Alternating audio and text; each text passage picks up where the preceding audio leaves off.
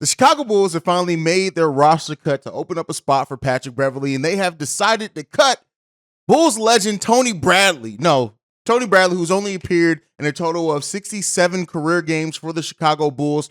Over that time, only averaging 8 minutes per game.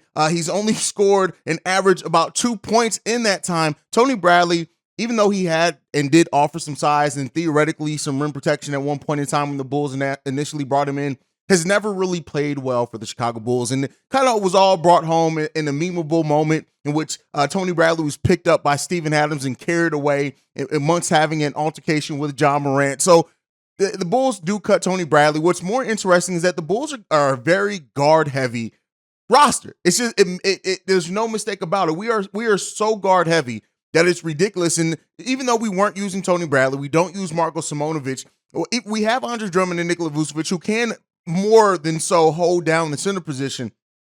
But then we have Patrick Williams, Derrick Jones Jr., and Javonte Green, when healthy, holding down that power forward position. But in a team that needed size, Tony Bradley never really offered anything of value for the Chicago Bulls, and it made sense to cut him. Now, the Bulls, as we know, are a team that need and could use more size drastically, but Tony Bradley's just not quality size. And so, what it comes down to is this. You cut a player who most people did expect to be waived about 10 games into the season. He lasts 2/3 of the way through the season, and now he's gone. And, unfortunately, Tony Bradley is still a young player, 25 years old, and I know a lot of people quote his box plus minus and things like that, which looks pretty good, honestly, for just being fair with it. But that's why stats aren't everything in the NBA. You have to pass the eye test. Tony Bradley has always been out of rhythm offensively. He's never really been in rhythm defensively outside of a couple of games where he did flash some defensive ability and rebounding ability. But even dating back to last season, in a time where the Bulls needed some size, some rim protection, and some rebounding,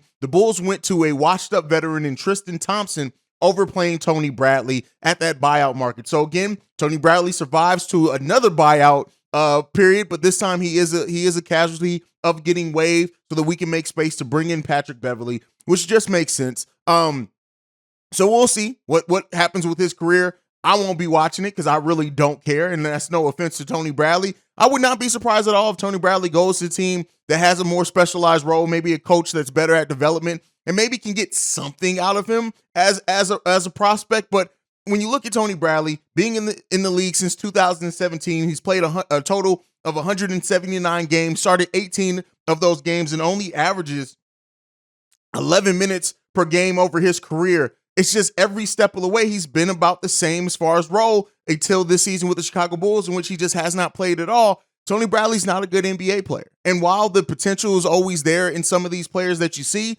Tony Bradley just never did cut it. So the Bulls do cut Tony Bradley to make way for Patrick Beverley, and we'll expect it now, according to Shams, we may get an update on Lonzo Ball sometime today. So be on the lookout for that, because as soon as that news drops, I will drop another video. But at least for right now, that's it for me. Make sure you follow the show at Bulls Central Pod. You can send us any feedback, questions, comments, concerns, bullscentralpod@gmail.com. Lastly, if you want to leave a text message and our voicemail number to do so, 773-270-2799. We are the number one spot for everything Chicago Bulls related, because you guys, like I like to end everything on, go Bulls. Love you guys.